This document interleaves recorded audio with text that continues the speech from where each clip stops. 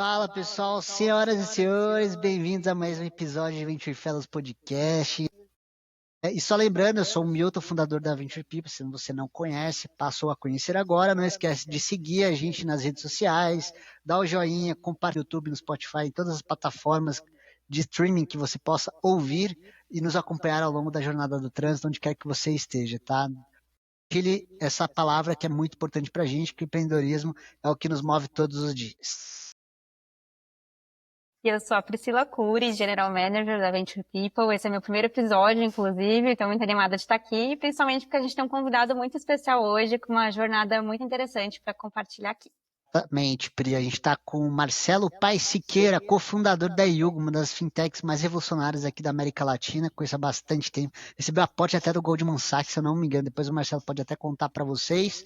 E atualmente ele é CPO da Gamer Safer, uma empresa focada em Trust and Safety, na segurança da informação para o setor de games. Mais de 20 anos de experiência em tecnologia, já estou em engenharia, gestão, liderança e empreendedorismo. Tem uma jornada fascinante que ele saiu do mundo de consultoria SAP para fundar a Yugu, né, uma fintech que nem o Milton falou, de case aí, né, de sucesso.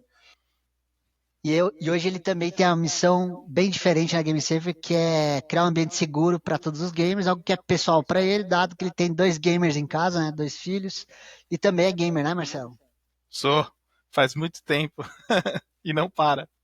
Pois é, a gente tem muito tema interessante para explorar aqui, né? Desde essa jornada como empreendedor, gestão, os aprendizados sobre produto, cultura organizacional, como ele vê essa diferença entre dor, problema, desenvolvimento de produtos, uma pauta super rica para o nosso podcast. É isso aí, bora lá, Marcelo, bem-vindos ao Venture Fellows Podcast, cara, para ficar marcado na sua história aí, quem estiver acompanhando a gente. Então vamos lá, Marcelo, conversando com você, você compartilhou conosco que você tem uma paixão muito grande por tecnologia desde os 14 anos de idade, que lá atrás você programava em Visual Basic, né? Eu aprendi Visual Basic na faculdade, ou melhor, eu quase aprendi, né? Não era muito dos melhores alunos em Visual Basic. E eu queria que você contasse pra gente como que foi eu ver essa paixão por programação, como que isso moldou a sua trajetória até hoje. Cara, primeiro eu queria agradecer por me convidar para o podcast. A gente já tem uma parceria aí de bastante tempo, né? Já fui cliente de vocês, né? Você já me ajudou também, né? A gente já fui um talento aí da Venture People, então eu agradeço muito o convite. Cara, começou cedo mesmo, porque minha mãe, ela sempre foi programadora. Na verdade, assim, ela é engenheira química, mas acabou indo para o mundo da programação. E então eu sempre tive essa influência dentro de casa. A questão do Visual Basic é porque, na minha época, pelo menos na escola, a aula de informática era digitação. Era isso. Aprender a mexer no Word, digitar, formatar os negócios. E nessa época eu já tinha algum conhecimento de Visual Basic que minha mãe me ensinou. Então eu gostava de programar aqueles. Não sei se é dessa época aí, mas nessa época tinha uns vírus falsos. Você fazia um download no aplicativo, abria, aí ele aparecia uma barra de progresso falando: seu computador vai ser formatado em 10 segundos. Aí ela vai andando até 100% assim. E aí tem o botão: você deseja cancelar? Botão tipo sim, cancelar. Aí só que quando você passava o mouse em cima, o botão fugia, né? Ficava fugindo. Mas era fake. Mas era engraçado. Aí eu, em vez de ficar aprendendo digitação no Word, eu ficava fazendo esse tipo de besteira na aula. E então começou assim, né? Depois eu tinha amigo até na escola que gostava de tecnologia também, então a gente se aventurava no Linux, instalava Slackware, sabe? Ficava mexendo assim, né? Mexendo, programava alguma coisa e tal. Então eu sempre soube que eu ia para essa área. Assim, nunca passou pela minha cabeça fazer alguma coisa diferente. Assim, não tive nem sei pensar quando eu fui escolher que faculdade que eu ia fazer, né? Então começou assim, né? Começou assim. Legal, você comentou antes do podcast mesmo com a gente que os seus momentos de maior foco, flow, ele acontecem quando você está programando. E como que você equilibra nessa paixão pela programação com as suas responsabilidades de gestão, liderança, né, com esse outro lado que o seu trabalho exige hoje? Assim, hoje em dia eu já entendi também, né? Até depois a gente vai entrar na questão, né? Provavelmente na questão da Yugo, tudo tal, do crescimento, mas eu comecei a carreira como desenvolvedor, então era o que eu fazia, eu era um programador. Me mandavam fazer, me mandavam a especificação, eu executava, né? Comecei com C Sharp por pouco tempo, depois fui trabalhar com SAP, que nem o Milton falou, mas era a parte de programação do SAP, né? O SAP tem uma linguagem proprietária que chama ABAP, e eu era um ABAP, né? A gente chama as pessoas que são programadores SAP de ABAPs. E eu fazia o que me mandavam. Era isso. Pois, né, com questão da Yugo, eu fui entendendo, até dentro do SAP, né, eu fui começando a ter mais contato com a parte de negócios, fui vendo um pouco outras coisas diferentes. Então hoje, né, para responder a sua pergunta, hoje eu entendo que para mim, eu gosto de programar e eu programo todo dia. Inclusive hoje no meu trabalho atual, eu não tenho uma posição de engenharia mais, né? Eu tenho contato com tecnologia, mas meu trabalho não envolve mais pôr a mão no código. Mas eu faço alguma coisa em casa, porque eu gosto mesmo, eu gosto de programar. Só que ao mesmo tempo eu comecei a ver que eu tenho esse lado mais de produto também. Eu gosto de programar, mas eu gosto de entregar valor. Eu gosto que os clientes usem meu produto e tal. Só ficar ali furnado, fazendo coisas mega complexas, não é um negócio que não é o que me atrai. Entendeu? Eu gosto de, vamos dizer assim, eu acho que eu gosto mais de codar, sabe? Aquele negócio de pô, amor, codar, do que assim, fazer um software mega, entendeu? Complexo, uma arquitetura. Aí já não me atrai tanto, entendeu? Tem algum software que você fez para uso pessoal próprio, para resolver um problema seu? Curiosidade, assim. Eu tenho milhões de projetos, né? Assim, algum que é útil, que me ajudou com uma coisa. Mas assim, mas eu tenho. Eu já programo jogo, até hoje eu programo jogo, já programei engine de jogo em C, engine de jogo em C++, já programei coisas em Rust, já brinquei com criando uma ferramenta anti-DDoS, que é um tipo de ataque, né? É para jogo, então eu faço muita coisa envolvendo games, né? Mesma parte de programação, né? Já fiz site, tô brincando com coisa de AI, né? Então varia muito, mas assim, uma coisa útil de pegar, putz, é bem no hobby mesmo, sabe? Sem pressão de terminar nada, sabe? Você sabe que a gente recruta muita gente de tecnologia aqui e uma das posições que é bem demandada é a de cibersegurança, né? E, cara, é impressionante como a galera de cibersegurança gosta de games, assim, tipo, parece que tem uma correlação direta aí. O cara era gamer e fala, puta, vou trabalhar com cibersegurança, porque tem aquela questão de red team, blue team, né? O Sim. combate dos dois rola bastante essa rixa. Antes da Yugo, né? Você era consultor SAP, e aí você fez uma transição de consultor, né, provavelmente trabalhar para várias empresas diferentes, múltiplos projetos, e migrou para o mercado empreendedor. E na realidade nossa do dia a dia aqui na Venture People, a gente vê que muitos founders eles têm um preconceito de trazer pessoas que vêm de software houses ou consultorias para trabalhar full time uma startup. E é muito raro a gente ver esse movimento, né? De um desenvolvedor que presta serviço para outras empresas para vestir a camisa de uma empresa própria. Semelhante ao que você passou, mas acho que no seu caso você pulou etapas, né? Porque você era consultor e virou um founder. Como que foi essa transição para você e quais que foram os maiores choques de realidade nessa mudança de consultor SAP para ser um founder, né? Pulando a etapa que seria você trabalhar para uma startup específica, né?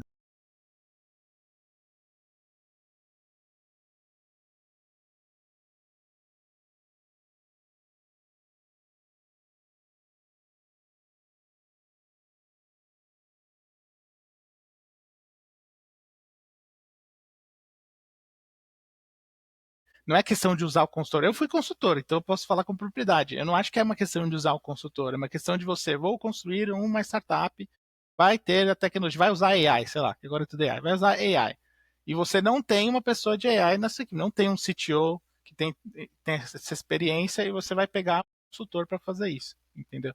Eu acho que aí é um negócio complexo, entendeu? Eu acho que a consultoria ajuda muito quando você quer acelerar, quando você já tem um processo aceitado, para coisas muito específicas. Pô, eu quero trazer uma consultoria, quad de uma consultoria, para fazer um projeto aqui, que é meio que um side project, não tem um impacto direto no meu core, no produto core, ou quero trazer consultores para fazer aumentar meu time, para aumentar assim de braço, ter mais gente para fazer, mas está sob o meu controle, entendeu? Então, eu acho que essa é a questão da consultoria. E eu concordo, eu acho que se você tem uma empresa de tecnologia, a tecnologia tem que estar na sua mão. Então você tem que ter um CTO. Se o CTO vai contratar, vai fazer body shop, vai trazer gente de consultoria para ajudar, ou vai trazer pontualmente, aí é legal. Mas você depender da consultoria para ter o seu negócio funcionando, e eu falo isso porque eu já vi também vários founders se dando mal, porque confiaram numa software house, a pessoa já não é técnica, aí não sabe escolher a software house, começa por aí. Aí escolhe, aí fica vendido, porque não sabe, onde está o código? O código está na mão da software house, o ambiente cloud está na mão da software house, entendeu? Então, assim, amigos próximos meus, entendeu? Então, assim, é esse que é o ponto da consultoria. Legal, você pega a consultoria quando ela tem um processo mais estabelecido, azeitado. Mas falando numa ótica de profissional mesmo, por exemplo, eu sou um profissional de tecnologia, só que eu só trabalhei em software house, eu só trabalhei em consultorias. É, muitas vezes, uma das oportunidades que esse empreendedor de startup tem é trazer essas pessoas para trabalhar full time para essa empresa, não como consultor, mas trabalhando como um Sim, colaborador. contratar, né? E eu sinto que tem esse preconceito ainda assim, falar, não, aquela pessoa nunca trabalhou numa startup e ela só trabalhou em consultoria, software house, não vai dar liga. Eu vejo muito disso. Qual é a sua visão? É verdade, agora eu entendi o que você está querendo dizer. Mas é verdade, também vejo isso. Eu não concordo, eu discordo. Pelo contrário, na verdade. É óbvio, né? A pessoa que tem dois pontos. Primeiro, às vezes a pessoa que está na consultoria, ela cansou já de fazer vários projetos. E que era o meu caso também. Eu tinha essa sensação. Tem uma coisa legal de você fazer vários projetos, mas eu também sentia que eu queria ter mais uma continuidade e tal, sabe? Então, às vezes a pessoa está com muita vontade de trabalhar num produto que ela vai estar mais próxima. Então, eu acho que isso é um negócio legal. Uma pessoa que está realmente afim disso. E eu acho que o bom do consultor é que o consultor, ele, geralmente, ele passou por várias coisas diferentes. Entendeu? Ele tem muita casca, geralmente. E você Ele sente tem que tem muita a mesma casca. profundidade? Tecnicamente varia muito do projeto. Eu acho que não é pelo fato de ser consultor, eu acho que é pelo projeto que passou, entendeu? Agora eu acho que tendem a ser mais generalistas, assim. Eu acho que existe essa tendência. O que, de novo, é bom ou é ruim? Depende, entendeu? Mas eu entendo o que você está falando, que eu já vi isso também, É, essa questão. eu vejo a questão generalista boa para uma etapa que as startups estão no early stage, que elas precisam do canivete suíço, né? Acho Exato. que eventualmente por uma etapa de escalabilidade, talvez o empreendedor ele vai querer alguém com muita profundidade numa linguagem específica. Fala, não, eu quero alguém plug and play para isso. Agora, tem um ponto também, né? Que é até o que eu falei, que tem os que têm essa vontade, né, de ficar mais, se aprofundar num produto, tem um negócio mais que ele faz mais parte, porque o consultor é um negócio que, de novo, eu falei, tem um lado legal nisso.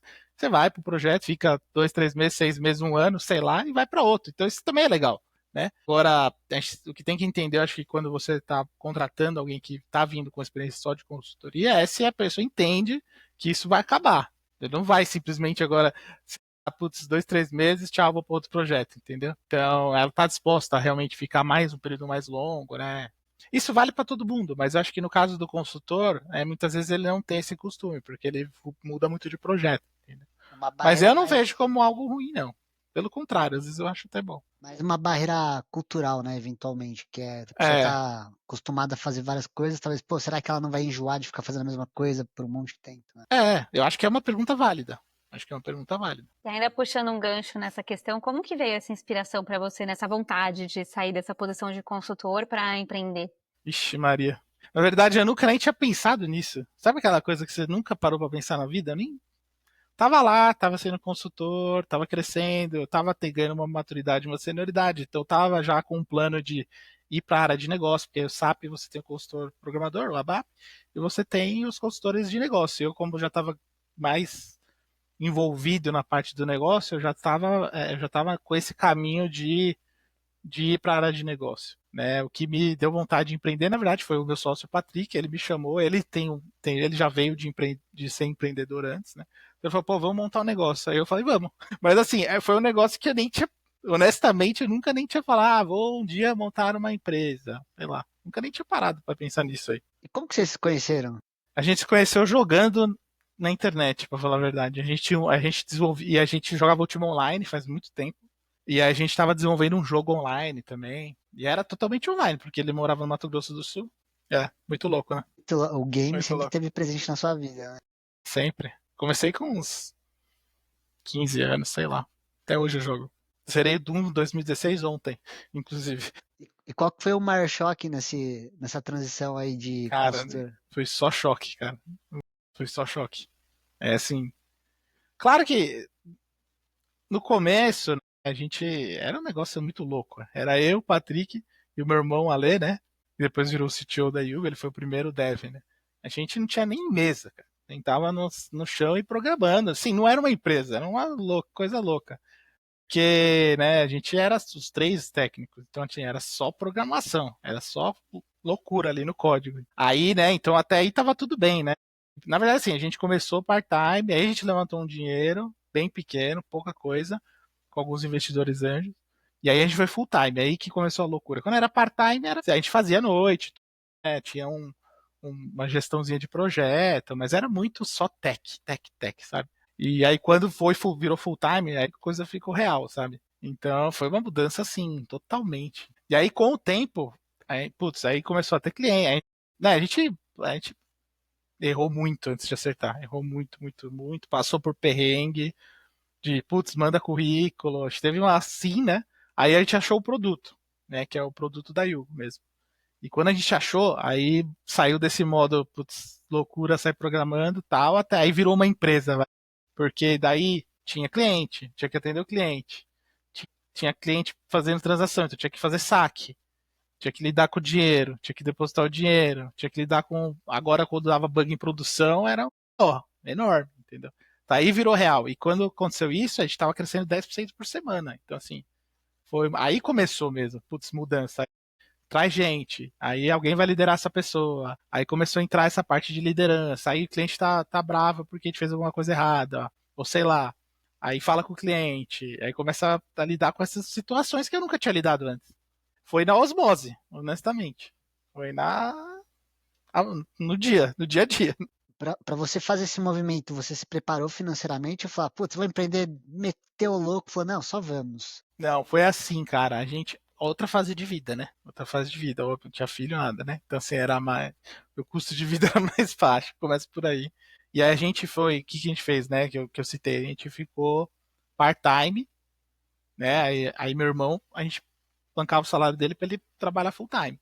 E aí a gente conseguiu um investimento tendo, assim. A gente tinha uma plataforma, a gente tinha código, não tinha um negócio muito bem formado. A gente fez uma plataforma para construir outros negócios. Era um negócio meio louco, né? Não era Yugo, tipo, pagamentos. Pagamento era um pedacinho só. A gente queria fazer uma plataforma para construir N SaaS. 80% do SaaS é a mesma coisa. Aí tem o 20% que é o Core Product, né?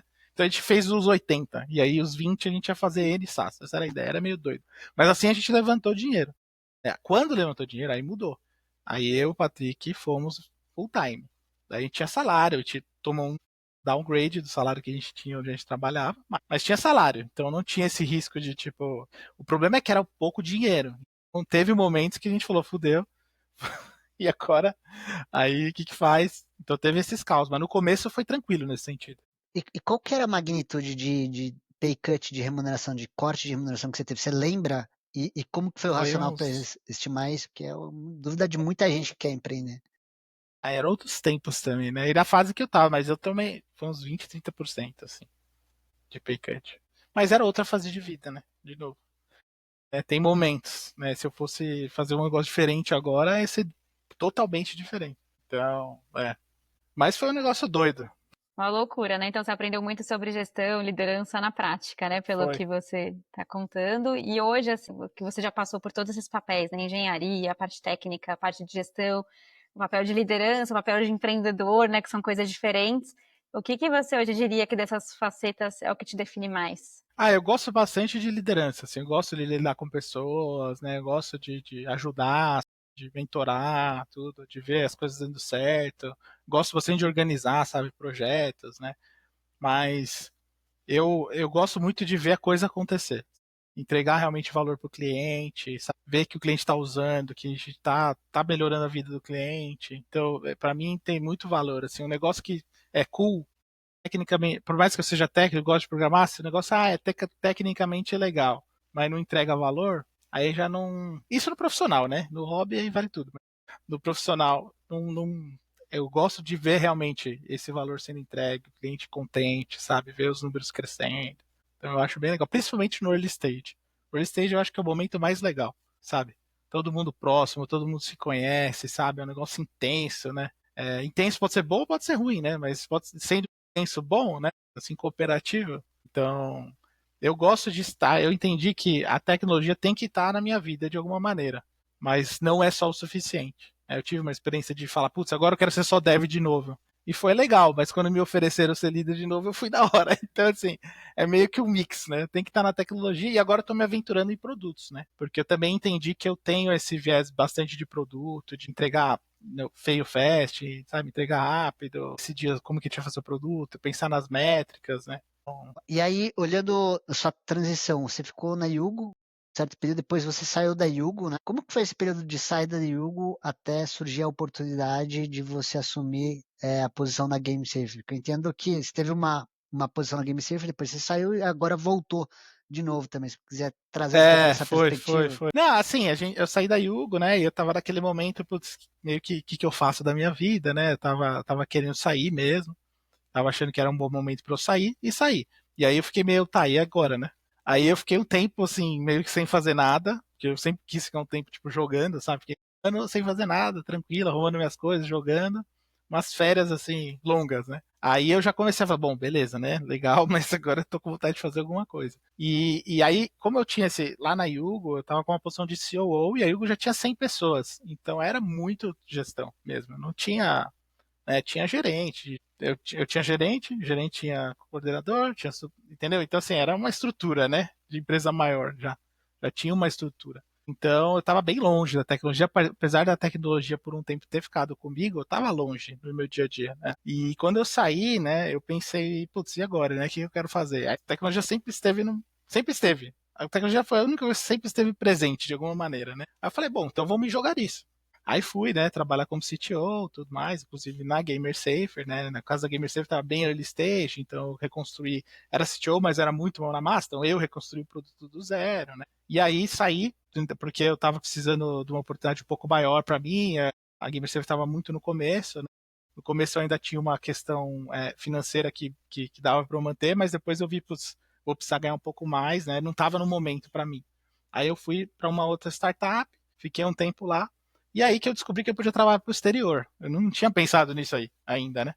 Aí não estava muito feliz, só como CTO, tava me sentindo, sabe, na Game Safer eu colocava a mão na massa, mas na outra eu não colocava muito, tava me sentindo um pouco, sabe, infeliz, só na gestão, assim, não estava muito contente com onde a empresa estava indo, estava sentindo que não estava caminhando para o caminho que eu esperava, né? Aí eu falei, bom, e se eu só programar? Será que vai ser legal? Fazia muito tempo que eu não fazia isso. Se eu só ficar programando. Aí eu fui e trabalhar para fora, porque a vantagem é essa, né? Você pode só trabalhar, só programar e ganhar bem. Ganhava mais do que eu ganhava como CTO, só programando. Aí eu fui. Aí foi muito legal. Só programava, fazia o meu trabalho ali, dava meus pitacos, bem menos estressante, responsabilidade muito baixa, era só programar, né? Era o programador sênior, né? Então tinha mais responsabilidade, mas era perto da responsabilidade de fazer a gestão, tudo era pequena, era tranquilo. Só que eu sou uma pessoa inquieta, então eu dava, e pela minha experiência, eu dava pitaco nas coisas que não tinham a ver com o desenvolvimento. E é natural para mim. Eu gosto de dar minha opinião, qualquer vendas, qualquer coisa, porque eu fiz vendas, eu fiz tudo na Yugo, né? Em algum momento da Yugo. Então, eu dava meus pitacos e aí eles não estavam muito contentes com o atual com o head de engenharia da época e me ofereceram. Aí, tipo, no começo eu falei, bom, mas não era bem o que eu tava procurando, né? Só que aí meio que coçou assim. E nem era uma questão financeira, nada, sabe? Era mais tipo, você quer a posição, sabe? Aí eu pensei, falei, cara, será que é só programar também? Aí eu falei, eu vou tentar, vamos. Aí fui. Aí fiquei quase 2 anos e pouco como head de engenharia lá. Mas foi assim, eu fui fazendo um teste de programador só. Fui ficar como programador por um tempo. Fiquei com uma curiosidade, tem muita gente de tecnologia que chega pra gente, pô, eu queria trabalhar pra fora, né? E você parece que você fez um movimento bem orgânico de acabou trabalhando para fora. O que que você daria de recomendação para quem está olhando para trabalhar para fora? O que que essa pessoa deveria fazer? Como se posicionar? Com quem relacionar?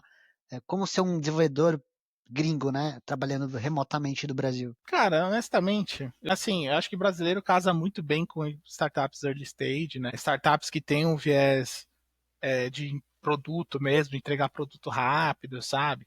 Se for um negócio muito high-tech, é óbvio, tem brasileiro que pode fazer também, claro, mas obviamente a gente tem menos acesso a desafios, a gente não tem desafios tão grandes em geral quanto os que tem, desafios técnicos, quanto os que tem, por exemplo, no Vale do Silício, né? Então, eu acho que pro brasileiro, óbvio, né, tem exceções, claro. Mas eu acho que no geral, eu acho que essa posição meio que. Tem gente que chama de product engineer, né? Mas essa posição de dev, o viés de entregar rápido, atende muito bem, sabe? Para o brasileiro. O brasileiro tem flexibilidade, o brasileiro é resiliente, sabe?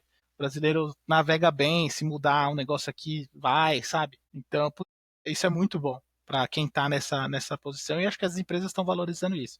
Agora, para o dev que quer trabalhar para fora, obviamente ele tem que ser bom no que ele faz, né? Tem que ter um conhecimento técnico, tem que ter um jogo de cintura, tem que saber comunicar. Não é ser o Shakespeare, mas tem que saber se comunicar. Isso é o básico, entendeu? Às vezes o cara sabe o que ele entende, só que ele não consegue comunicar o que ele entende. Então, de novo, não precisa fazer o Shakespeare, mas precisa se comunicar, não precisa ter a pronúncia perfeita. Mas eu acho que isso é o principal. Básico. Tem que ter o currículo em inglês, né? Tem que detalhar tudo que tem, todas as experiências, né? Se quiser uma vaga técnica, né? Tem que colocar tecnicamente quais foram os desafios. Mas é isso, não muda, na minha opinião, não muda muito do que arrumar um trabalho aqui. Agora, de novo, né? Isso se você estiver se aplicando em vagas que são empresas que estão buscando brasileiros pelas características do brasileiro, né? Se você fosse aplicar para ser um negócio mega high-tech, aí eles vão te cobrar igual, você vai ter que manjar muito tecnicamente. Não sei se responde a pergunta aí, né? Sim, sim, sim. Acho que já dá um norte aí para quem está acompanhando a gente, com certeza. Mas eu acho que não muda muito, né? Eu acho que é a mesma coisa. A diferença, eu acho, talvez, de empresa de fora e empresa aqui, acho que a empresa de fora é um pouco mais preto no branco, assim, sabe? Se não estiver indo bem, tchau. Aqui eu acho que a gente ainda tem um pouco. Nem pela CLT, mas eu acho que aqui a gente tem um pouquinho mais de paciência, assim, né? Dá mais feedback, lá é um pouco mais direto. Então tem que ter essa ciência aí, para não se assustar. Legal.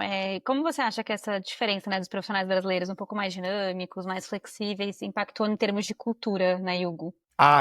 Para mim, startup early stage tem que ter flexibilidade, né? Tem que lidar com mudanças, fail fast, tem que entender que o código de hoje é o legado de amanhã, entendeu? Tem que saber viver isso daí, cara. Se for ficar muito assustado porque o código tá meio ruim, acho que não casa muito bem numa startup early stage.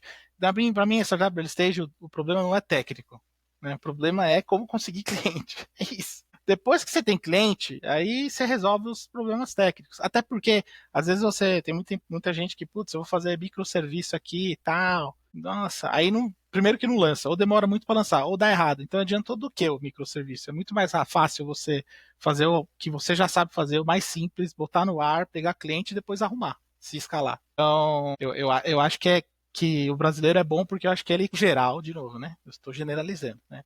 Geral, acho que ele convive um pouco melhor com o que não está proper, sabe?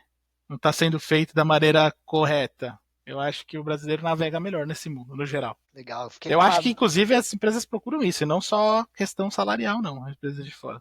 Total. E hoje está muito mais fácil para você validar e ir para essa cabeça mais de vendas, né? Porque com AI e no code, low code, você pega um mês, 2 meses, estuda heavy metal ali no low code, no code AI, você já consegue fazer alguma coisinha pro SaaS só para validar, e depois você vai avançando. E aí depois você começa a trazer pessoas mais técnicas para criar seu próprio arcabouço técnico, né?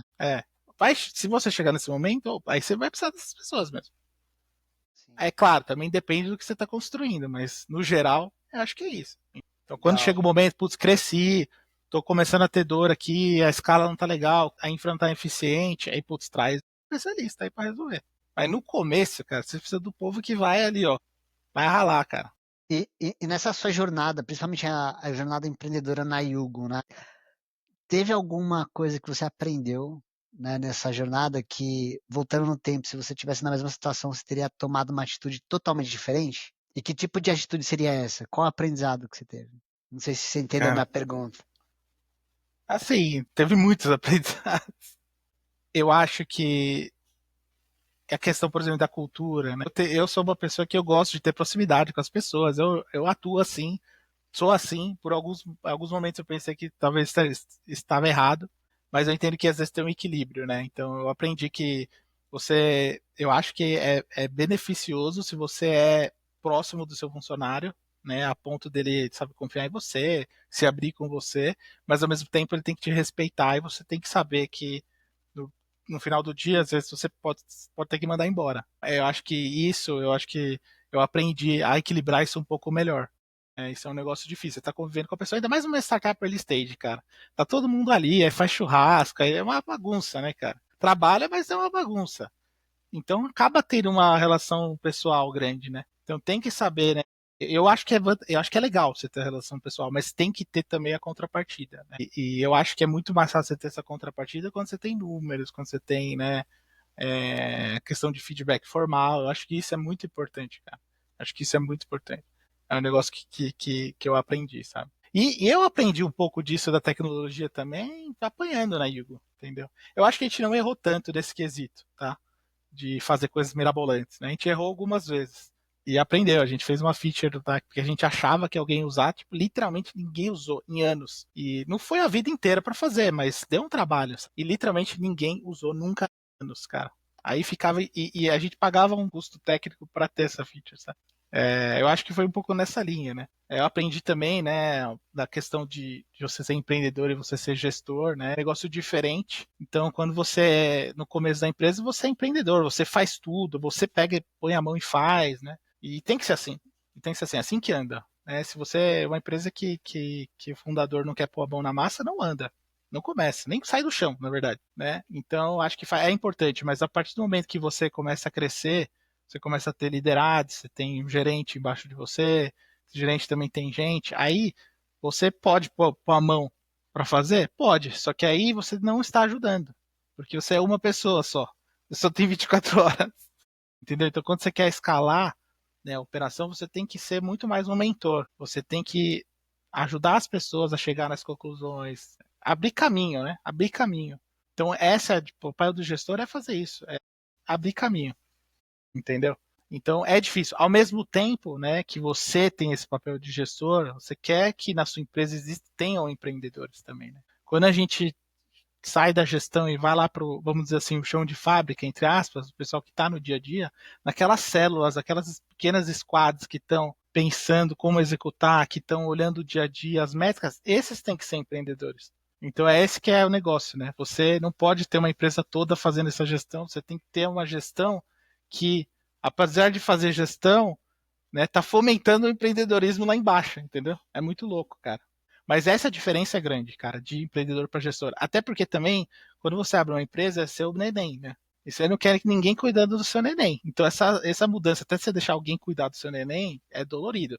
Tem pessoas que sofrem mais, tem pessoas que sofrem menos. Mas eu arrisco dizer que todo mundo passa por isso aí, que monta uma empresa. Passa por esse pensamento aí. Esse momento de seniorização, né? A gente vê que é um ponto muito importante para muitas startups, né? Quando elas começam a contratar gente mais sênior, gerentes, para fazer uma camada de liderança aí.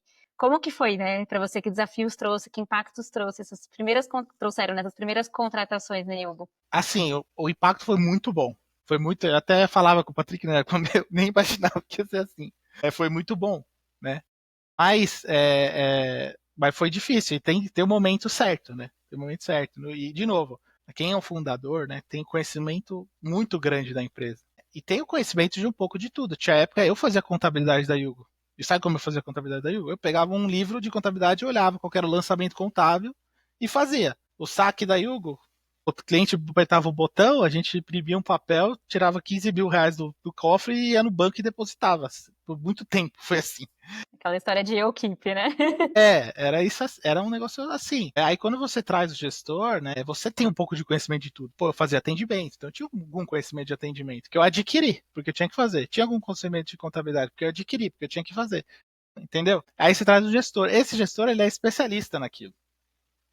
Então, isso é muito bom, porque vai trazer um conhecimento muito além do seu. Daquela coisa específica, né? Ao mesmo tempo, você tem que saber lidar, que você está falando com alguém que entende mais que você. Né? Então, tem a questão da confiança, né? Mas, assim, eu acho que é muito positivo, tem o momento certo. Tem o momento certo. E o E momento como você certo. sentiu que era o momento certo para você, né? Que momento você falou, A nossa, agora gente eu preciso tava. trazer. As coisas estavam crescendo. Assim, obviamente não tem uma receita de bolo, mas assim, tava crescendo muito, a gente tinha que estar muito no dia a dia. Então a gente sentiu que estava na hora de começar. Aí a gente trouxe um, trouxe outro, aí a gente foi vingando, sabe? Mas a gente tinha muita gente que estava lá no dia a dia, a gente tinha que fazer a gestão de tudo. Então tinha muita gente embaixo do nosso guarda-chuva, né? E aí, por exemplo, suporte, uma pessoa no suporte, aí você gerencia. Putz, agora não dá para ser uma pessoa a mais, só. Tem que ser mais gente. A pessoa tira férias, aí precisa ter duas. Putz, aí você tem que gerenciar duas, mais o resto. Putz, mas aí o processo não tá funcionando direito. Aí que você começa a entender. E eu não entendo tanto de atendimento, acho que eu preciso trazer alguém. Você vai sentindo que precisa de ajuda, né? Nessa hora de trazer a primeira pessoa sênior pro time, você tem alguma métrica ou é mais nesse feeling? Puta, não tô dando conta. Qual que é o racional, o framework que você usa pra falar assim, chegou o momento de trazer alguém sênior pra tocar essa parte? Eu acho que, cara, eu acho que nesse estágio, eu não acho que tem uma métrica. Você sente que tá. Assim, a demanda é grande, se é algo que gera muita demanda, tá muito trabalho, você vai talvez ter que escalar a equipe, talvez você tenha que colocar ferramentas novas, rever processos. Aí você começa a entender, putz, ou eu vou aprender tudo no detalhe, ou eu vou trazer alguém que já sabe. O que eu prefiro? Aí você vai pesar, talvez você prefira até aprender no começo, mas depende, entendeu? Então eu não acho que tem uma receita de bolo, não. Mas eu acho que tem um momento. Tem um momento que você começa. E aí que é um momento que começa essa transição, eu acho, de empreendedor para gestor. Por quê? Porque você não vai sair botando a mão na massa ali, atravessando o seu gerente. Aí você vai ter que mudar o jeito que você atua. Aí você vai ter que conversar com ele, aí você vai ter que confiar nele. Às vezes você vai ter que falar, putz, isso eu quero que você faça assim, porque, por favor, é meu feeling. Então, assim, muda o jeito que você atua, né? E aí você vira um líder, né? É interessante. Boa. E aí, falando um pouco de liderança, você mencionou que na Yugo foi a primeira vez que você liderou um time. Antes de você fundar a Yugo, você nunca tinha liderado um times grandes, ter construído. Provavelmente você nunca tinha estruturado um processo seletivo. Como que foi esse processo de desenvolvimento de liderança? Teve algum momento específico que você mudou sua perspectiva sobre gestão de pessoas? Se quiser compartilhar um pouco essa transição, né, de individual contributor, né, aquele que é individual, você com você mesmo. Poxa, agora eu preciso ter um time, preciso ter um processo seletivo, preciso liderar pessoas. E que conhecimento você buscou? Foi na tentativa e erro? Você buscou algumas referências? Sim, eu estudei alguma coisa, né? Nem lembro o que exatamente, li livros tal, mas assim, mas foi meio que na osmose. Eu fui aprendendo, né? Eu fui lidando com situações. Eu tenho uma facilidade de falar com as pessoas, assim e tal, e eu fui sendo eu mesmo. Eu tinha algumas questões que eu já sabia. Tem que ser um exemplo. É meio que da vida, né? Então você tem que ser um exemplo, né? Eu lidava com as pessoas de uma maneira humana, né? E eu tentava confiar nas pessoas. Eu particularmente, o meu perfil eu confio na pessoa e depois eu perco a confiança. Eu não começo sem confiança. Eu sou assim, sempre fui assim. Então eu agia dessa maneira, eu confiava, trazia a pessoa, entrevistava, tá? Li, estudei coisas sobre entrevista para tentar aprender como fazer.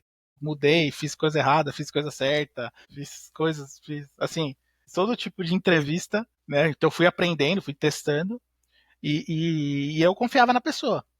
E aí, claramente, quando a pessoa já me trazia, eu já via que tinha mais conhecimento que eu deixava trabalhar. Eu sempre fui assim. Eu gostava de liberar os bloqueios e não de ditar o que tinha que ser feito. Porque, na minha visão, sabe, você traz a pessoa justamente para ela fazer esse papel, entendeu? Para ser um executor, você tem um analista, você não precisa de um gerente. Então, eu sempre atuei dessa maneira. Mas, assim, foi muito ao longo do tempo estudando, lendo, testando, passando por conflitos. Né? Acho que o mais difícil é conflito, né? Conflito entre pessoas, né? Uma pessoa tem quer fazer de um jeito, a outra da outra quer fazer de outro, como você lida. Então, tinha que ter essa posição meio de conciliar, às vezes saber usar a carta, e tudo isso foi aprendendo. Então, como que eu aprendi como dar uma cartada na hora certa? Dando a cartada na hora errada. E entendendo que não deu certo, entendeu? Então, eu sempre falo para todo mundo que vai começar a liderar que o líder ele tem uma carta. Ele pode dar cartada. Ele deve dar cartada. Em alguns momentos. Só que a cartada ela é muito cara. O custo da carta é alto.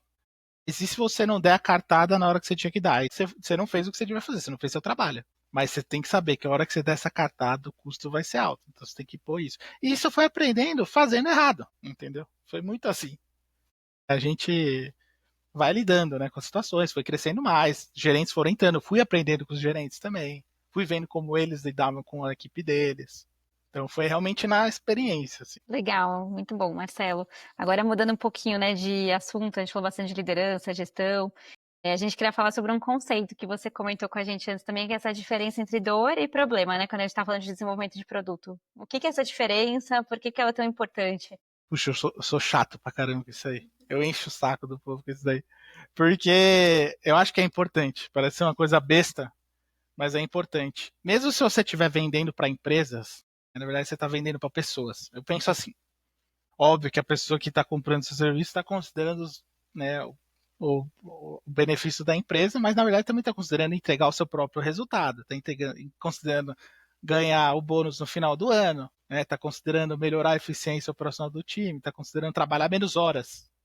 Então eu sempre penso no viés da pessoa. E por que eu estou falando isso? Que tem a ver com dor e problema? Porque dor é pessoal, problema não é pessoal, dor é pessoal. Então, por exemplo, eu estava com dor de cabeça agora há pouco. Eu fui e tomei um remédio. Eu tomei o remédio porque eu estava com dor. Por que eu estou com dor? Eu não sei. O problema é por que eu estava com dor, entendeu? Eu resolvi tomando um remédio. Então, é uma diferença muito grande. Eu falo isso porque as empresas têm muitos problemas, ou as pessoas. Agora, você tem que resolver o problema que também está causando uma dor. Então, você parte da dor. Primeiro você entende, putz, a pessoa, o que é uma dor? A pessoa está trabalhando até tarde que nem doido, não está conseguindo bater as metas, né? Eu gosto de entrar no pessoal mesmo, tentar, pelo menos se eu não conseguir entender, né, na realidade, e pensar naquela posição, qual que é a dor daquela pessoa, né? Pô, uma pessoa de vendas não tá batendo meta, não ganha comissão, não leva a família pra Disney, é isso. Entendeu? Então, eu gosto de pensar desse lado. Depois que você pensa onde está doendo, aí você, dessa dor, você descobre qual é o problema que está causando e resolve o problema. Porque se você for pegar problema, tem um monte. Só que nem todos causam dor. Esse é o ponto. Eu lidava com isso na minha última empresa agora, de cibersegurança. Putz, mas como assim as empresas não olham todos os alertas de segurança? Cara, não olham. Não olham e não vou olhar. Por quê? É um problema, mas não é uma dor, entendeu? Talvez se o CIS for preso, eles vão olhar. Pois eu não sei. Mas então a dor é muito pessoal, mesmo que você esteja vendendo para a empresa. Você tem que entender a pessoa, né? Quais são as ambições dela, o que está impactando no dia a dia dela. Putz, os funcionários da pessoa tá trabalhando até tarde, né, meu? Estão causando, ele quer resolver e não consegue, sabe? Aí ele tá trabalhando até tarde para cobrir, aí ele tá tendo problema em casa, sabe? Eu gosto de chegar assim, tentar raciocinar dessa maneira, para entender realmente o que está doendo. Realmente o que está causando dor. É de novo, é o problema da dor de cabeça ou qualquer doença, entendeu? Você pode estar com uma doença e você não sabe. A partir do momento que está doendo, talvez você queira resolver, entendeu? Então, é esse que é o ponto. Eu acho que é muito importante ter esse raciocínio. Parece um negócio besta, mas faz muita diferença. Às vezes, né? E até quando você está falando com um cliente, um potencial, se você perguntar qual o seu problema, você não vai chegar na resposta. Você não pode perguntar isso aí. Você tem que entender, me fala do seu dia a dia. É isso. Como é seu dia a dia? Que hora você trabalha? Até que hora você trabalha? Como é que tá? Você tá batendo as metas? Como é que tá? Você tem que chegar nesse ponto. Aí você depois vai descobrir. Se você já perguntar, cara, esquece. Então vai chegar. E esse lance de problema e dor é muito legal se trazer.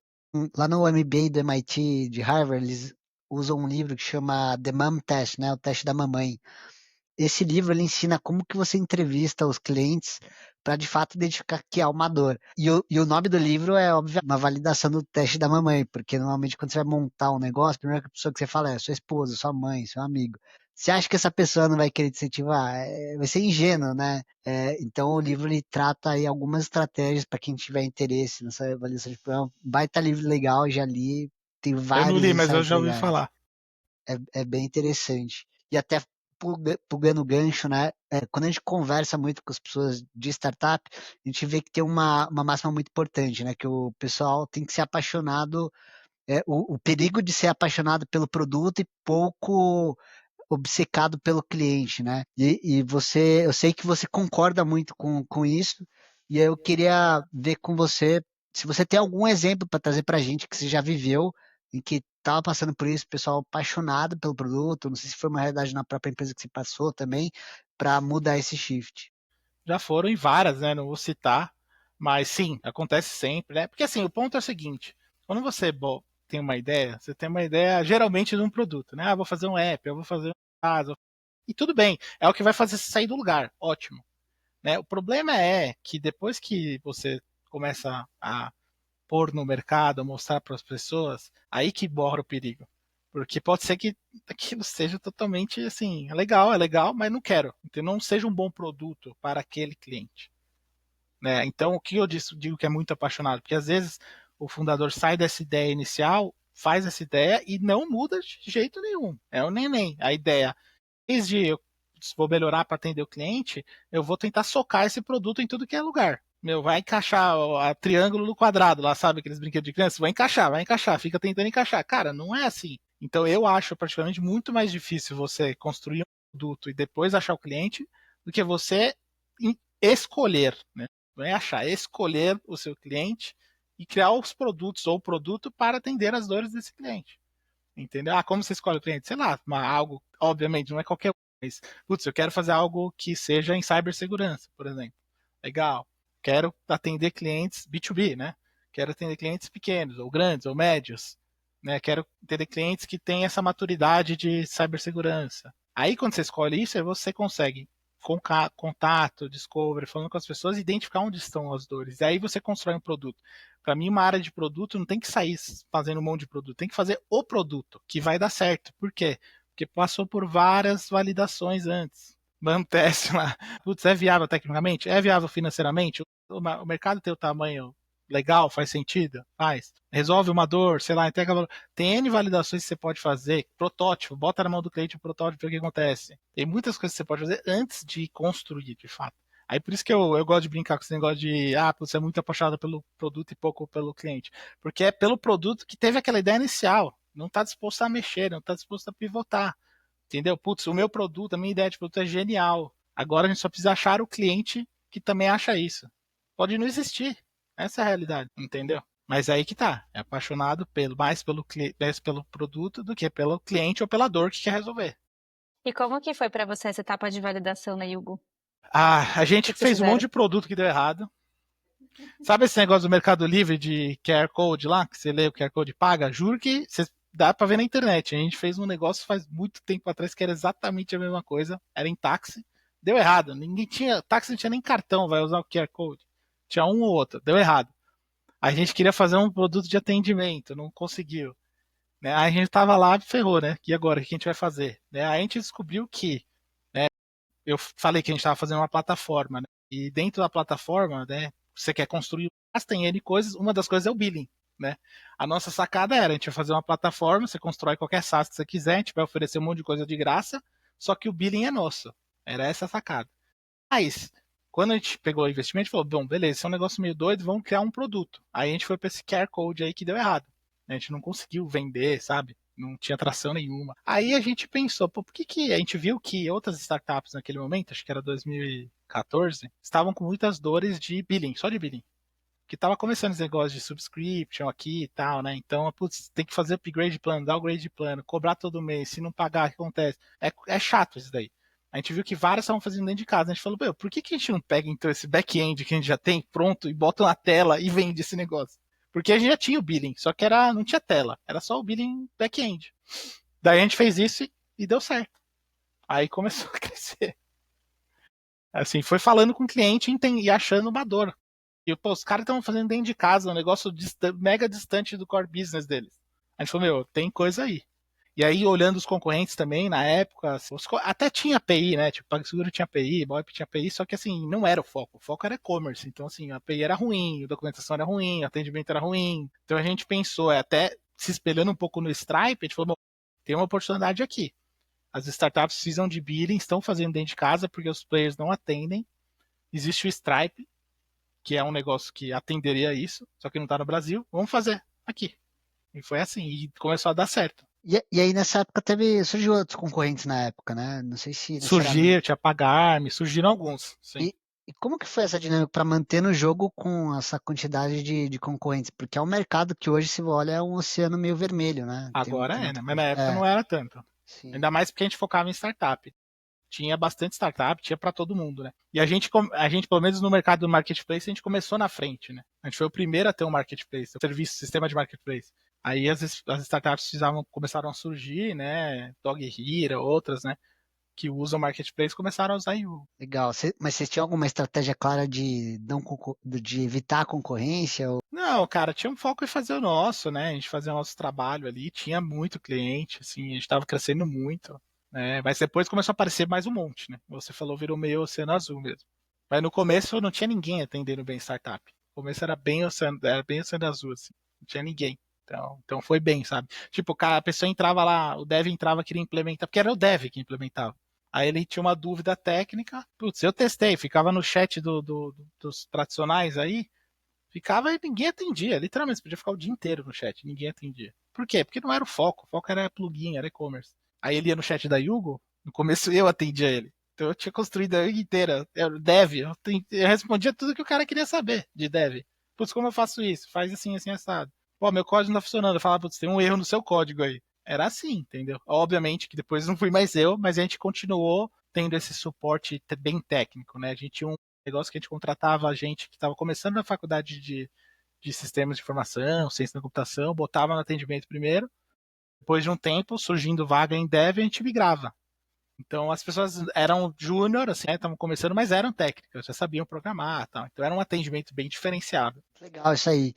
E falando um pouco de construção de time, você hoje tem algum framework, uma metodologia que você usa para contratar pessoas para trabalhar com você? Cara, eu sou muito do feeling, né? Mas assim, depende muito de quem você quer contratar. Eu acho que a questão de teste técnico, por exemplo, para dev, eu acho muito complicado, sabe? Muito controverso. É um dev que não passa num teste, não quer dizer que num teste que não tem nada a ver com o que ele vai fazer, não quer dizer que ele vai ser um dev ruim. A não ser que você esteja buscando alguém muito, de novo, muito especialista, alguém que é mais um matemático, assim, sabe? Um negócio muito técnico. Aí eu acho que faz sentido.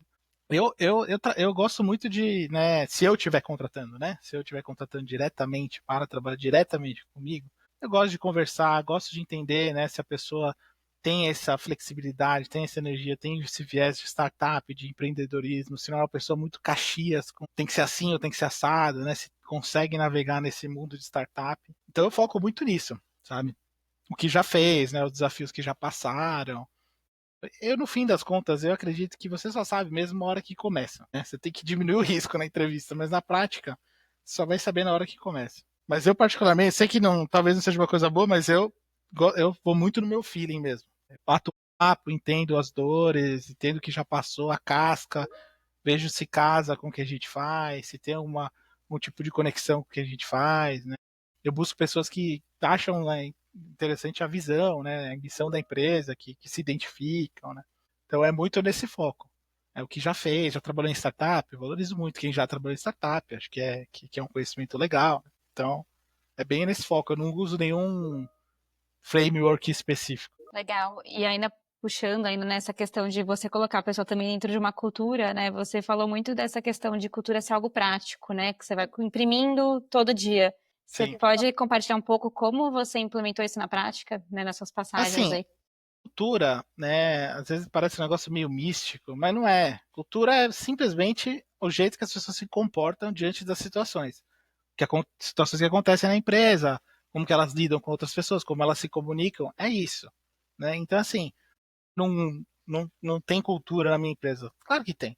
Toda empresa, toda comunidade tem uma cultura. Então, existe a cultura que está acontecendo. Então, às vezes, na sua empresa, as pessoas, sei lá, competem entre si, ou fazem fofoca, ou, pelo lado bom, as pessoas trabalham juntas, as pessoas têm uma afinidade, uma empatia, elas se comunicam diretamente, elas não ligam para o cargo, elas vão comunicam direto, então tem uma comunicação bem direta. Então, a cultura existe. O ponto é, a cultura que existe é a cultura desejada pelo fundador? Essa é a pergunta. Então, eu digo que é prático porque o primeiro ponto é você entender qual que é a cultura desejada. Isso é do fundador, ainda mais do merge stage. Putz, eu quero uma empresa que seja uma empresa que as pessoas trabalhem assíncrono, que depois elas se comuniquem tudo assíncrono, que elas façam poucas reuniões, quero que elas 6 horas da tarde vão para casa e se desconectem. Não, ou não. Quero uma cultura que o povo fique se matando até tarde, que fique buscando. Eu não estou falando isso de uma maneira pejorativa, tá? Quero que as pessoas tenham sangue nos olhos, queiram pegar a métrica e estourar a meta, ganhar muito dinheiro. Quero botar, tipo, bônus em tudo para o povo arrebentar, tal. Tudo é válido. Ponto é, a cultura que existe na sua empresa é essa que você quer? Então, como que você faz? Você faz primeiro, você define bem definido o que é a sua cultura desejada, inclusive com exemplos, isso que eu acho que é muito útil. Então, putz, eu quero que a comunicação seja direta. Você pode perguntar para 10 pessoas, cada um vai falar uma coisa diferente sobre o que é conexão, uma comunicação direta, eu acho. Então, é legal você ter exemplos. Isso é uma comunicação direta. Se a pessoa X faz X com a outra pessoa, direta. Se fizer isso, a outra coisa, não é direta. Então, exemplos positivos e negativos. Você define isso. E está muito conectado com os valores também, tá? Então, pode até ser falando, putz, os valores da empresa e os exemplos. E aí você entende, aí Você pode fazer pesquisa, você pode fazer pesquisa de clima, né? Você pode falar com os gestores, você pode observar. Tem um monte de coisa que você pode fazer para entender qual é a cultura que existe na empresa. Depois que você entende a cultura que existe, aí você faz o gap. Depois que você tem o gap, aí você entende onde você tem que trabalhar para que aquela cultura existente se torne a cultura desejada. E são coisas práticas, entendeu? Por exemplo, pode fazer curso, pode fomentar uma comunicação diferente, botar uma regra para diminuir as reuniões, pode dar uma ferramenta, sei lá, que vai ajudar a pessoa no trabalho dela, ou pode falar, putz, agora eu vou contratar outras pessoas fora, porque aí elas vão ter que trabalhar assíncrona. Ou sei lá.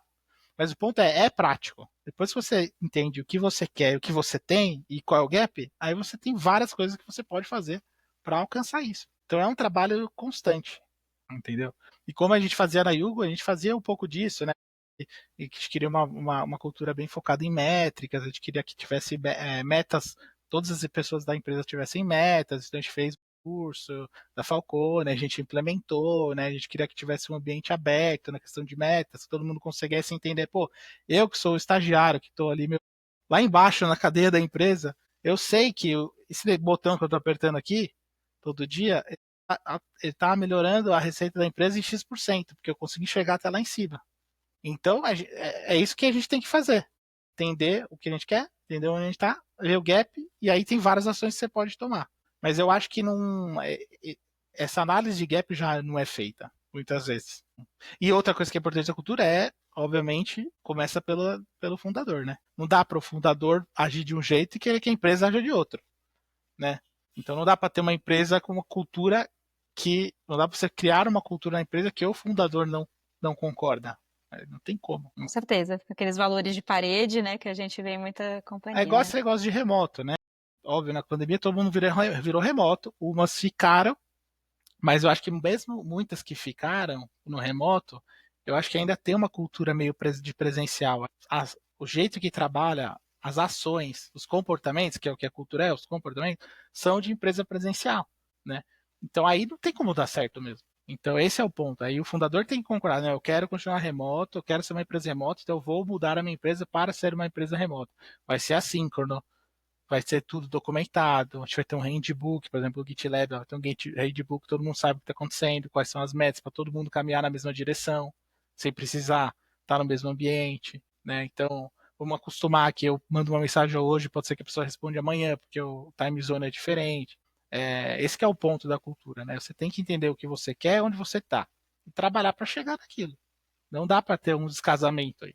Dá problema. É aquela história. Se você quer que se o fundador, por exemplo, o fundador fala, putz, minha empresa, todo mundo pode sair às 6 horas, eu não ligo, putz, cai a caneta, vai para casa, qualidade de vida, só que o cara tá até 10 horas da noite no escritório. Você acha que o povo vai sair? Tranquilo? Se o fundador mesmo, que vende isso, que fala que é isso, não faz, né? E o contrário também, acho que o contrário é até pior. Não, aqui tem que arrebentar, meu. Todo mundo até 8 horas, bate meta, aí dá meio-dia o fundador vai embora. Então, assim, também é muito importante essa questão do exemplo. Né? Com certeza, né? A cultura tá na essência, né? Na verdade, ela acaba sendo vivida, né? E tá na prática, né? E você falou muito, assim, também pra gente sobre essa questão de você admirar pessoas que desafiam o status quo, né? Status quo, não segue essas receitas de bolo. E hoje a gente vê muitas startups surgindo e tentando seguir alguma receita, né? Um playbook. O que você acha disso, né? Eu acho que é natural, né? As pessoas quererem pegar uma receita de sucesso e seguir. Mas eu acho que a gente tem que fomentar um ambiente que as pessoas pensem um pouco mais, duvidem um pouco mais ou tentem coisas diferentes, né? Por muito tempo teve esse negócio, tipo, você tem que ir fazer um round, levantar dinheiro com o vice tem. E hoje eu já vejo que as pessoas, algumas já estão começando a pensar, às vezes não precisa, às vezes eu não quero, né? Às vezes eu não quero ter uma empresa unicórnio, eu quero ter uma empresa que me gere uma boa renda e eu não quero ter as dores de crescer, não preciso de um VC. Então eu acho que é importante, é legal a gente ver receita de sucesso? Mas eu acho que é importante raciocinar também. Putz, é o que a gente quer? Mesmo? Tem outras maneiras de fazer? Levantar dinheiro com o investidor é um dinheiro caro. Eu não quero crescer tanto. Ou, putz, eu preciso de um dinheiro, mas acho que vou pegar um empréstimo, vai sair mais barato, porque eu não quero crescer tanto assim. Ou não, eu quero arrebentar. Vou pegar dinheiro de investidor. Também é válido, né? Mas o ponto tem mais de um caminho. Isso que é importante. E eu admiro mesmo algumas pessoas que fogem um pouco do padrão, porque elas fogem do padrão. Né? O DHH, por exemplo, eu sei que ele é bem, né, controverso, mas pô, o cara pegou e falou, cara, eu tô saindo da nuvem, meu. Eu vou pro bare metal, é mais barato, eu fiz a conta e foi. Eu achei genial. Ele fez a conta, foi bom pra ele e foi. Ele tá fazendo o que é bom pra empresa dele. E é uma puta empresa de sucesso, entendeu?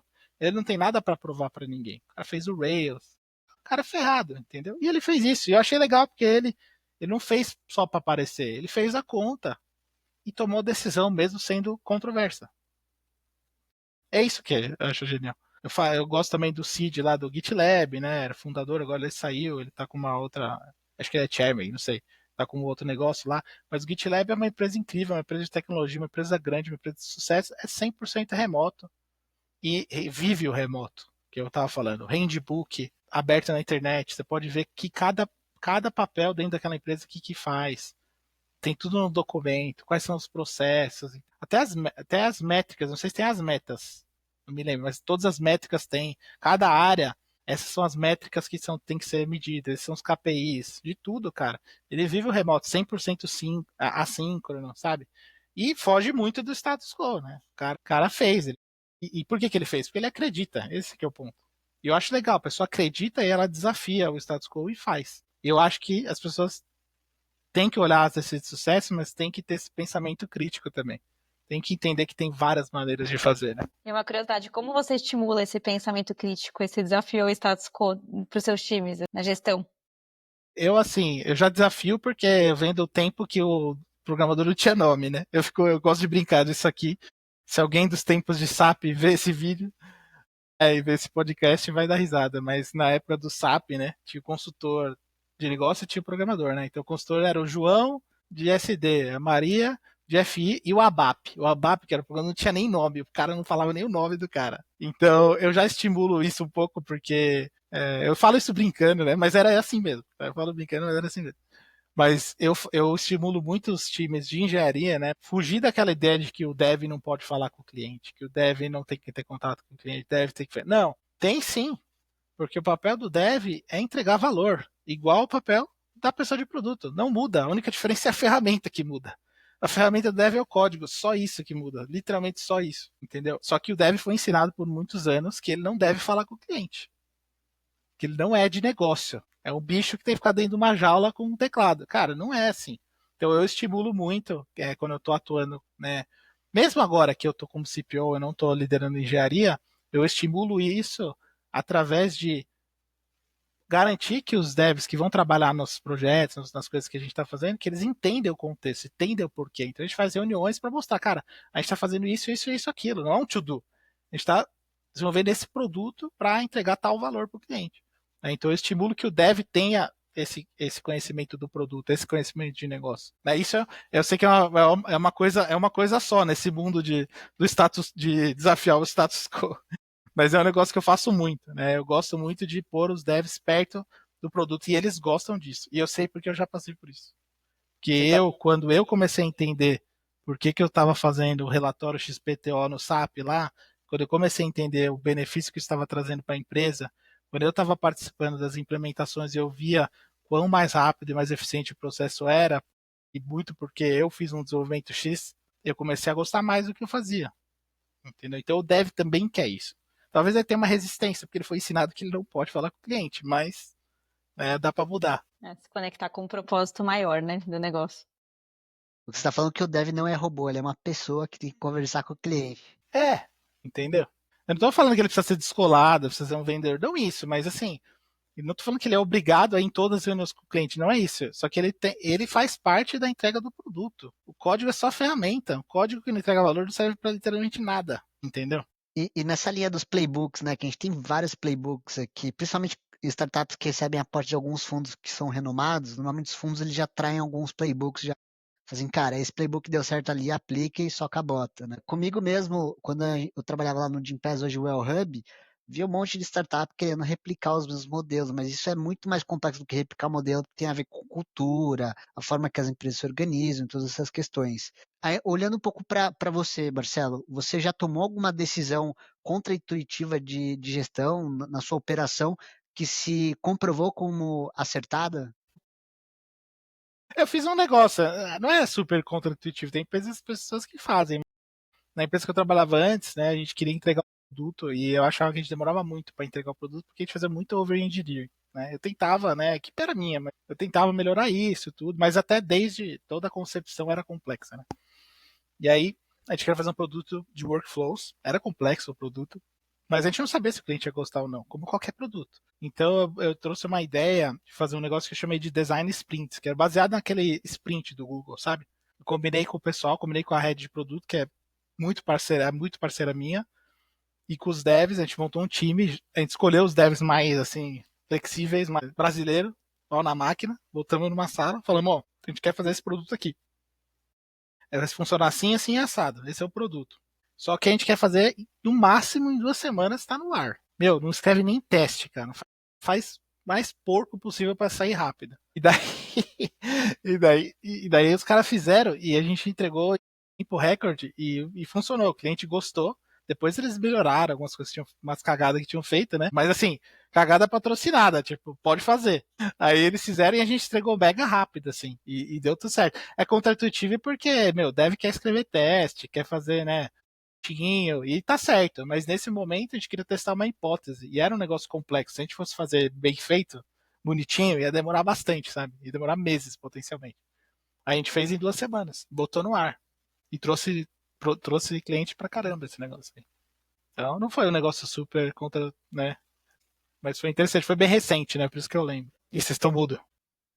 Legal, agora a gente vai indo para o encerramento aí, a gente vai para um bloco de perguntas um pouco mais rápidas. Vamos lá. Marcelo, obrigado pelo seu tempo. A gente está chegando no bloco final, como a Pri falou, e a gente sempre deixa algumas perguntas mais ping-pong, né, que a gente chama. Antes de encerrar, você mencionou que está aberto a oferecer mentorias para startups, early stage, e eu queria ver com você como que os interessados nessas mentorias podem entrar em contato com você, como que funciona. Eles podem entrar em contato via LinkedIn, né? Aí eu respondo. Eu já fiz algumas mentorias, né? Mas eu estou querendo estruturar isso de uma maneira mais profissional, ter uma estrutura mais assim organizada, né? Mas eu já dei algumas, já ajudei alguns empreendedores. Então assim é simples, entre em contato no LinkedIn por enquanto. Depois eu vou estruturar e vai ficar mais bem organizado. Mas é só entrar em contato no LinkedIn que eu respondo. Mas qual que foi o aprendizado mais difícil como empreendedor para você, Marcelo? Tá certo. Eu citei, né, aquela questão de eu ser um líder, né, bem próximo das pessoas, né, até que, tanto que na Yugo, né, quando a gente tinha 100 pessoas, eu ainda fazia questão de saber o nome de todo mundo. 100 pessoas já dá um trabalho, eu tinha que estudar já, não era tão simples assim. E eu acho que isso tem um valor muito grande, mas eu acho que eu tive um aprendizado grande de aprender a separar um pouco, como você tem essa proximidade, mas ao mesmo tempo consegue ter o embasamento que você precisa para tomar as decisões quando elas são difíceis, né? Então eu acho que quem tem esse estilo de liderança como o meu, uma liderança próxima, com empatia, que eu gosto de saber da vida das pessoas, tanto que as pessoas me contam, estou com um problema, tal. E eu acho isso ótimo. Só que tem que saber também separar, porque a pessoa tem que entender que eu ainda sou o líder, né? E a pessoa me presta conta, né? A pessoa tem que, né, entregar as coisas que a gente combinou, né? Eu tenho que poder dar feedback negativo. E até para o meu caso, né? Quando você tem proximidade com a pessoa, você vai dar um feedback negativo, é difícil, né? Mas tem que ter um negócio organizado de uma maneira que esse feedback ele seja leve e que esse feedback a pessoa entenda, né?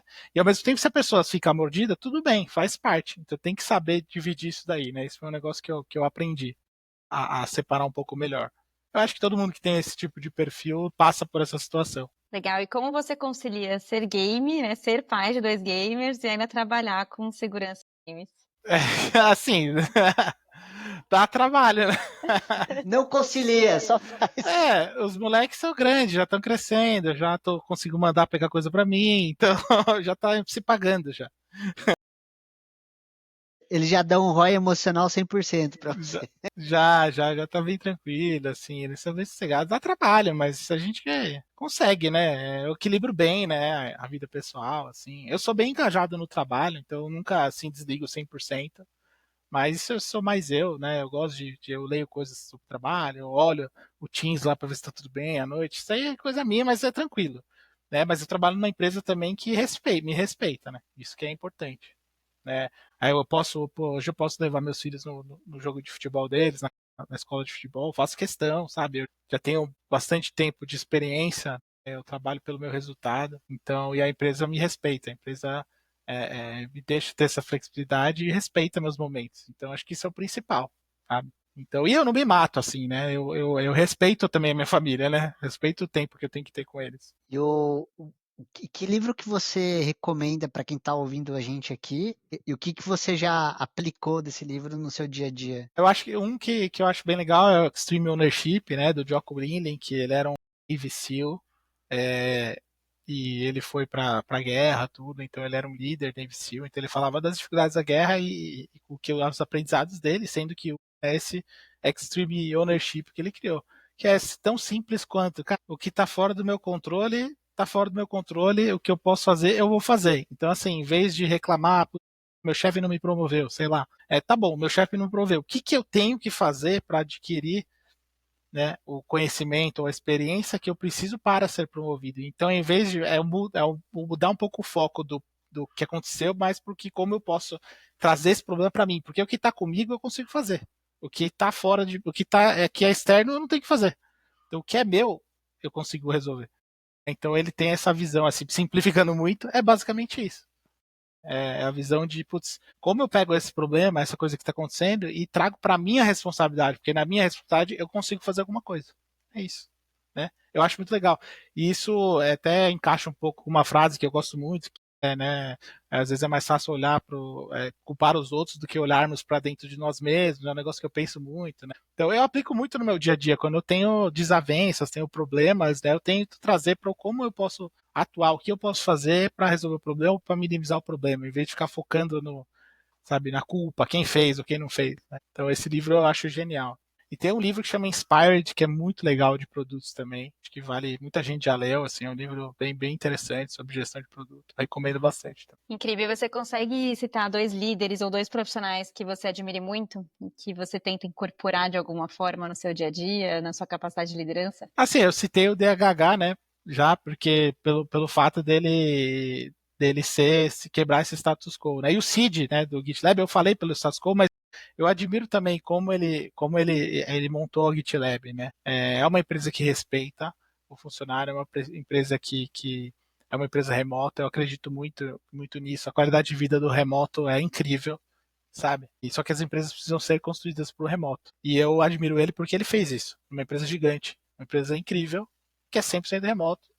As informações são abertas, então é quase um building public. Eu acho maravilhoso. Então, eu tento pegar esses ensinamentos e tentar trazer pro meu dia a dia, né? Como eu lidero minha equipe, respeitar o tempo deles, sabe? Respeitar que eles têm problemas também, respeitar o momento deles, porque no fim das contas não é a questão de bater ponto, é entregar o resultado, entendeu? E muita gente fala assim, mas tem que separar a vida pessoal do profissional. E eu não acredito que isso é possível. É uma pessoa só. Então, se você está com um problema em casa, você vai ter um problema no trabalho. Você não vai estar no seu A-game. E a mesma coisa, vice-versa, entendeu? Se você tiver, você está muito estressado com o trabalho, passando problema, cara, quando você estiver, sei lá, jantando com a sua esposa, talvez você esteja pensando no trabalho, entendeu? Então, é uma pessoa só. Então, não existe isso. Então não adianta cobrar que o funcionário seja o mesmo todo dia no trabalho, porque ele tirou os problemas pessoais dele. Não existe. Eu acho que o resultado vem muito mais se você respeitar. Respeitar que ele vai ter dias ruins e respeitar que vai ter dias bons, né? Em momentos. Existia antes na Revolução Industrial, né? Que era possível apertar parafuso, daí não tem mais como trabalhar e não tinha nem internet, né? Agora com a nossa evolução realmente fica mais desafiador. É. E se você pudesse voltar no tempo, Marcelo, para dar um conselho para você lá, começando na Yugo, qual que seria o conselho que você daria para você mesmo? Conselho. Eu acho que a gente, eu acho que a gente deveria ter começado a vender antes. A gente demorou um pouco. É bem prático, mas é verdade. A gente era muito, eu falei, a gente era muito técnico, né? Então, assim, para engatar na parte de business, demorou um pouco. Deu certo. Eu acho que a gente fez um produto que realmente resolvia, né, problemas, resolvia dores, né, dos clientes. Mas eu acho que a gente demorou um pouco para botar uma equipe de vendas ali. Esse era um conselho que eu teria, né? Eu acho que talvez falaria para eu focar mais na parte de pessoas também, um pouco mais nesse período todo. Eu fiz bastante coisa, foi legal, foi interessante porque eu tive uma visão bem assim generalizada da startup. Eu acho que talvez uma coisa que eu não fiz que eu acho que eu deveria ter feito foi eu era muito dentro de casa, o que era no sentido de tipo Eu não ia para evento. E acho que hoje eu me arrependo. Eu acho que eu deveria ter participado um pouco mais do ambiente das startups, sabe? A gente falava, mas, pô, é que a gente quer trabalhar, não quer ficar indo em evento e tal. Mas hoje eu vejo que é importante, né? Ter esse network, né? Então eu me colocaria um pouco mais na rua, se eu pudesse voltar atrás. Legal, entender que networking também é trabalho, né? Sim. É que não adianta você ficar só fazendo network e Exato, você não também. conseguir fazer o trabalho dentro de Balanceamento casa. aí, né? Mas, eu acho que faltou um pouco, eu saí um pouco pra rua, sabe? Interessante. E tem alguma habilidade que você acha que é essencial hoje para empreendedores e que quando você começou não era algo tão importante assim? Algo que mudou? Acho que se eu falar isso aí vai ser muito óbvio, mas AI, eu acho que é óbvio, mas é a realidade, entendeu?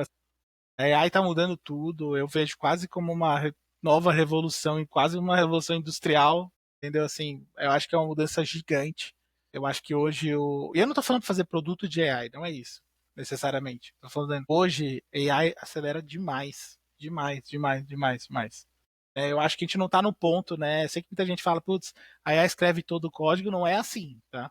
Não é assim. Honestamente, eu acho que vai chegar nisso, tá? Eu acho que as pessoas vão ser muito mais criativas do que executoras, né? Em vez de falar, putz, eu quero escrever essa linha de código, quero um software que faz isso, aquilo. Pois não, essa parte não ficou legal, eu quero que mude, né? E dá para fazer bastante disso já, tá? Com AI. Então, eu acho que hoje os empreendedores têm que usar AI para acelerar, entendeu? É muito importante. Bom, Marcelo, a gente vai pro bloco final agora. Foi um papo maravilhoso, incrível. Aprendi muito com você. Sempre aprendo, né? Conversando com gente boa como você. Não tem como não aprender. Aqui no Venture Fellows só tem os melhores. Eu queria saber como que as pessoas podem entrar em contato com você caso elas queiram receber mentoria do Marcelo. A gente acabou de ter uma mentoria sua aqui. Qual que é a melhor forma de contato?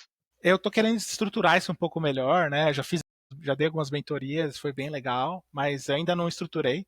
Então, quem quiser assim, entrar em contato, só entrar em contato pelo LinkedIn, né? Me adiciona lá, manda um e-mail, né? Falando, ó, sou fulano de tal, queria falar sobre mentoria e tal. Então, é o jeito mais fácil. Eu olho o LinkedIn todo dia, então eu respondo bem rápido.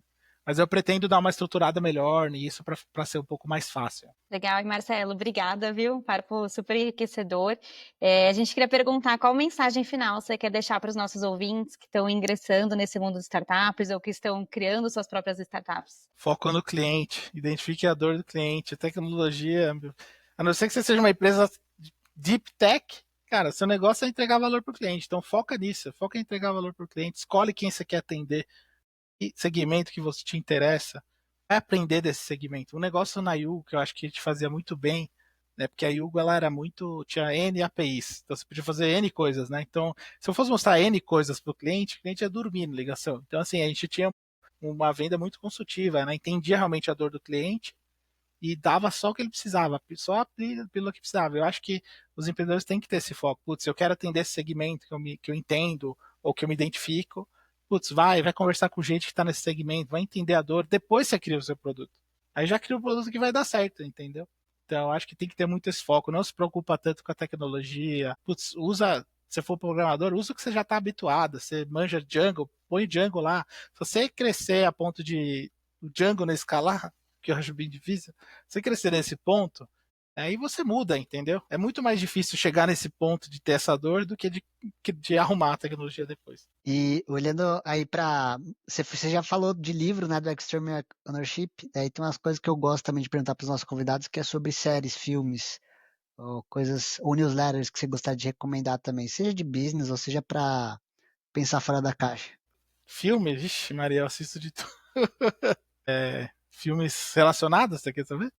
Que Qualquer você achar filme. que todo mundo deveria assistir, que é muito legal, que você gostou muito. Você faz umas perguntas difíceis. Agora tem que pensar em algum filme específico. Ou série, pode ser, não precisa ser um filme necessariamente, pode ser um seriado. Silicon Valley é bem legal. Silicon Valley, esse é meu favorito, nacional. Silicon Valley, sem um negócio relacionado, eu acho que é bem legal, né? Bem, obviamente é muito exagerado, mas tem um fundinho de verdade em quase tudo que acontece Tem, lá. pior que tem mesmo, Então é isso que é incrível esse legal. seriado. Boa. Então, esse é um bem legal, né? Que eu recomendo muito. Show. Bom, para quem quiser conhecer mais sobre o Marcelo, vocês podem acessar o site da gamersafer.com, é isso, né, Marcelo? Isso, Buscar também o Marcelo no LinkedIn, Marcelo Paes Siqueira, o Paes com Z, né? isso. Sequeira SE. Sequeira. Paes é mais coisa de espanhol e Siqueira é mais português, né? Ou não, tô errado. Tô bom de famílias aqui. Marcelo, muito obrigada por trazer sua jornada, compartilhar tantos aprendizados. Foi um papo muito legal, muito enriquecedor, com muito insight poderoso aqui para nossa audiência e para a gente aprendeu muito aqui hoje. Foi um prazer ter você aqui no Venture Fellow Podcast. Obrigado, foi muito legal, agradeço muito. Com certeza. Bom, e para vocês que acompanham a gente, não se esqueçam de se inscrever no canal aqui, Venture Fellows BR, melhor canal com esse tema de empreendedorismo, construção de times. E se você tem uma empresa, precisa construir time também, não deixe de marcar um diagnóstico gratuito comigo, com a Pri aqui, que agora a gente tem uma metodologia muito legal na Venture People que a gente ajuda as startups a contratarem com metodologia. E a gente está importando isso diretamente de Harvard Innovation Lab. Quem tiver curiosidade, só marcar aqui no link aqui embaixo, que a gente pode trocar uma ideia e fazer um diagnóstico gratuito. E se virar parceria, ótimo, senão a gente está colaborando aí com o nosso ecossistema. Pri, nessa hora você fala, nos vemos no próximo episódio, Venture Fellows. Nos vemos no próximo episódio do Venture Fellows. De Até bola. mais, pessoal. Valeu, Marcelo. Quer te deixar o último recado? Senão, tchau a todos. Valeu. É nóis, valeu. Tchau, pessoal. Valeu, até a próxima. Tchau, tchau.